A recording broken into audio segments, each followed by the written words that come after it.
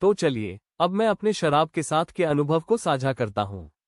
मैंने पहली बार 2005 में अपने इंजीनियरिंग कॉलेज के दिनों में शराब पीना शुरू किया।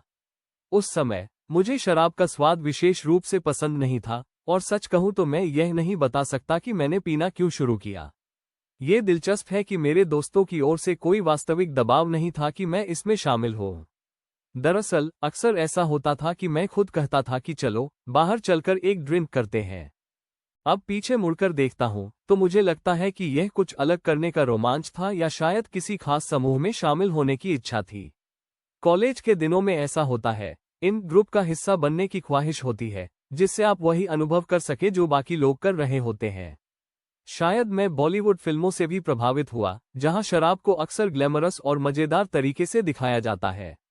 मैं निश्चित रूप से नहीं कह सकता कि मेरी प्रारंभिक रुचि का कारण क्या था, लेकिन यह निश्चित रूप से मेरे आने वाले अनुभवों की तैयारी कर रहा था। हालांकि मैं यह नहीं कहूंगा कि मैं कभी शराब का आदी रहा, लेकिन इस दौरान कुछ यादगार घटनाएं हुई। उनमें से एक दोस्त के घर पर एक त्योहार के दौरान हुई। उसका परिवार शहर से बाहर था और हमने एक छोटा सा गेट टुगेदर आयोजित करने का निर्णय लिया। उस रात मैंने बहुत अधिक शराब पी ली और अगले दिन मुझे इसकी कीमत एक भयानक हैंगओवर के रूप में चुकानी पड़ी। मैंने पूरा दिन बिस्तर पर बिताया, अपने विकल्पों पर पछताते हुए और यह वादा करते हुए कि मैं फिर कभी इसे इतना हाथ से नहीं जाने दूंगा। लेकिन जाहिर है यह वहां नहीं रुका। पीना हमारे दोस्त के समूह में लगभग नियमित गतिविधि बन गया। हम अक्सर एक दूसरे को अधिक पीने के लिए प्रेरित करते, कभी कभी तो एक दूसरे को और एक शॉट लेने या एक और ड्रिंक खत्म करने की चुनौती देते। ये सब मजाक में होता था या तो हम सोचते थे। उस समय मेरे पास दो मुख्य दोस्त समूह थे, एक कॉलेज से और दूसरा मेरे पुराने हाउसिंग सोसाइटी से।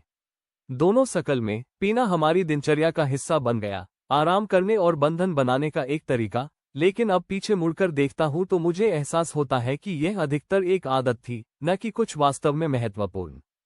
मेरे स्कूल के कुछ करीबी दोस्त भी थे। हालांकि हम विभिन्न स्ट्रीम में थे और व्यस्त शेड्यूल को संभाल रहे थे, फिर भी हम हर महीने कम से कम एक बार मिलने का प्रयास करते थे। उन मिलनों में हमेशा हंसी और पुरानी यादें होती थीं, लेकिन ये स्वीकार करना महत्वपूर्ण है कि शराब ने हमारी कनेक्शन को जरूरी नहीं बढ़ाया। हम बिना शराब के भी उतने ही यादगार और महत्वपूर्ण अनुभव कर सकते थे।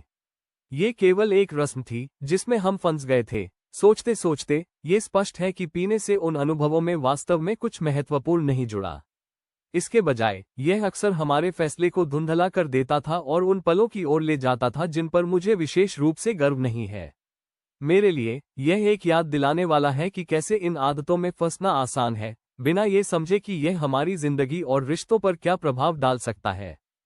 हम अक्सर शराब को अपने अनुभवों को बेहतर बनाने के एक साधन के रूप में सोचते हैं, लेकिन मैंने समझा है कि यह उतनी ही आसानी से उन अनुभवों से दूर भी कर सकती है। दोस्तों के साथ साझा किए गए पल, हंसी और जो संबंध हम बनाते हैं, ये सभी अपने आप में महत्वपूर्ण हो सकते हैं। हमारे व्यवहारों और उनके पीछे के कारणों पर विचार करना महत्वपूर्ण है।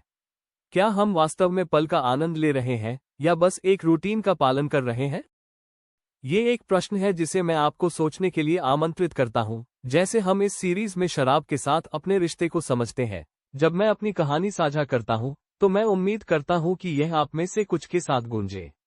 शायद आप भी ऐसी ही परिस्थितियों में रहे हैं, बिना ये सोचे कि क्या ये वास्तव में आपके जीवन में मूल्य जोड़ती है। चलिए हम साथ मिलकर देखते हैं कि कैसे हम इन आदतों से मुक्त हो सकते हैं और ऐसे अनुभव बना सकते हैं जो संपूर्ण और प्रामाणिक हों, बिना शराब के प्रभाव के।